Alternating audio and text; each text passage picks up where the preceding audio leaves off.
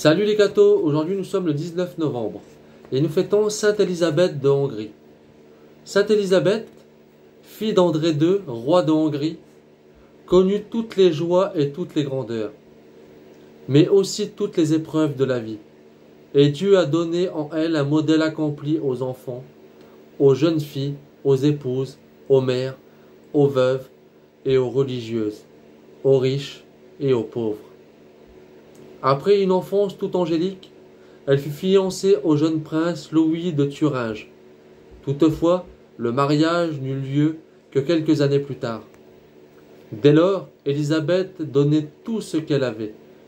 Elle allait sans cesse dans les cuisines du château pour recueillir les restes et les porter aux pauvres. Sa piété, son amour de Dieu la poussait au sacrifice, et elle s'élevait vers Dieu à toute occasion avec une facilité extraordinaire. Les deux jeunes époux, unis par la foi encore plus que par la tendresse, eurent toujours Dieu comme lien de leur affection. Peu d'alliances furent mieux assorties et plus saintes que la leur. Louis était un prince éminent par ses vertus et sa sagesse, mais Élisabeth ne lui cédait en rien. Sous ses riches vêtements, elle portait toujours un cilice. Tous les vendredis et chaque jour, en carême, elle se faisait donner la discipline. La dévotion d'Élisabeth n'était ni triste, ni exagérée. Au contraire, on ne la voyait jamais qu'avec un visage doux et aimable. Elle aimait apporter aux pauvres de l'argent et des provisions. Un jour, qu'elle descendait par un petit sentier très rude, portant dans son manteau du pain, de la viande, des œufs et autres mets destinés aux malheureux, elle se trouva tout à coup en face de son mari. « Voyons ce que vous portez, dit-il. Et en même temps, il ouvre le manteau.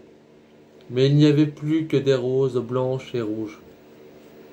Bien qu'on ne fût pas à la saison des fleurs. Parmi les malheureux, elle affectionnait surtout les lépreux. Elle lavait leurs plaies et les baisait à genoux.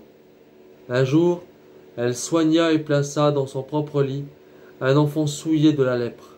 Son mari, prévenu contre elle, alla se livrer à l'impatience, quand, à la place de l'enfant, il aperçut Jésus crucifié. Quelle douleur pour Élisabeth, quand son royal mari partit pour la croisade. Elle souffrit avec un grand courage cette séparation, qui devait être définitive, car on apprit bientôt la nouvelle de la mort du prince Louis. Élisabeth restait veuve avec 4 enfants.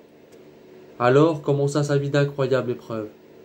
Chassée du château, réduite à la pauvreté la plus entière, méprisée, foulée aux pieds, elle sut se complaire en ses souffrances et mourut à l'âge de 24 ans, sous l'habit du tiers ordre de Saint François. Que Dieu vous bénisse et à plus les cathos!